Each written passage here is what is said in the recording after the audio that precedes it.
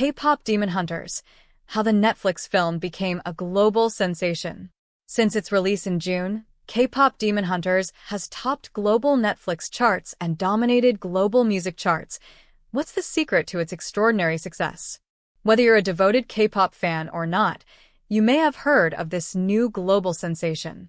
The animated film K-pop Demon Hunters has quickly become a worldwide hit, topping Netflix's global charts with more than 33 million views in just 2 weeks, reaching the top 10 in 93 countries. It's currently at number 2 globally.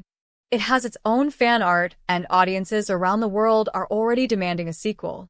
It's not just the film that's making waves. Since its release on June 20th, 2 fictional bands featured in the story, the righteous girl group Hunter/X and their rebellious counterpart Soulja Boys, have dominated the global music charts, even surpassing K-pop powerhouses like BTS and Blackpink. 7 tracks from the film's soundtrack are now featured on the Billboard Hot 100. Their songs have risen to the top of Spotify's US chart, landing in the first and second spots. So, what's behind this extraordinary success, and why does it resonate so strongly with global audiences?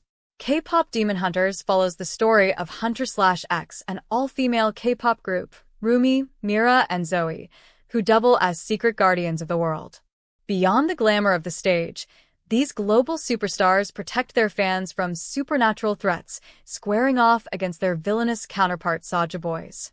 This animated film blends action with a story about friendship, trust, and staying true to your identity. With its dazzling visuals, slick action sequences, humor, and a splash of fantasy, along with a universal message about self-discovery, it's easy to see the appeal. But it's the film's music that has been the key to its success. Maggie Kong, the Korean-Canadian co-director of the film, was apparently inspired by the K-pop idols she admired growing up. K-pop is the film's heartbeat. The group's music becomes a supernatural weapon that wards off dark forces. Each original track amplifies emotional moments. Unlike other animated films, where songs are often added as a filler or commercial hook, the music here was woven into the narrative in a way that enhanced it rather than distracted. Loshai Ben Salmi, community leader with a focus on Korean culture in Europe, tells the BBC. It gives the film a surprising level of maturity. Knowing how vital the soundtrack would be, directors Maggie Kong and Chris Applehands tapped into the expertise of seasoned K-pop producers. K-pop has evolved into a multi-billion-dollar industry, fueled by a devoted global fanbase and known for its catchy, meticulously produced music, high-energy choreography, and visually stunning music videos. Because we wanted the music to be really incredible and really speak to the K-pop fans and be legitimately fit into the K-pop space, we felt that it was important to partner with a Korean label, Kong said during a Netflix press interview. The film was made possible with the help of top music producers, including Teddy Park, known for his work with Blackpink, and Grammy-winning Lindgren, who has worked with BTS and Twice. Amanda Galka, a young content creator based in LA, tells the BBC that she isn't deeply into K-pop, but has become obsessed with the film and the songs. "I have been blasting the soundtrack from Spotify every time I'm in the car," she says. "I always find it fascinating through different cultures, the universal language that is music."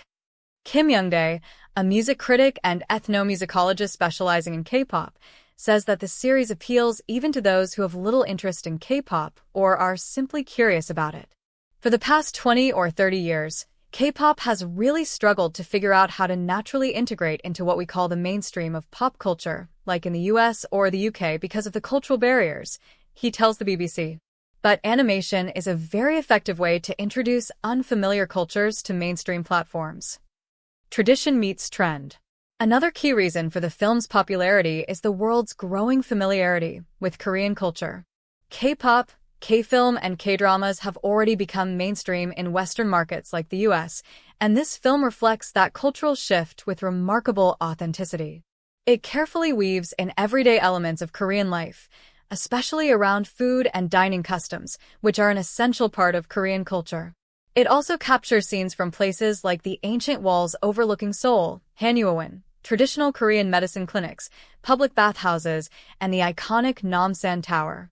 These choices reflect a conscious effort to portray Korean culture beyond cliches and superficial imagery. It offers Korean viewers a rare sense of representation that feels both accurate and respectful. To achieve this level of authenticity, the production team traveled to South Korea in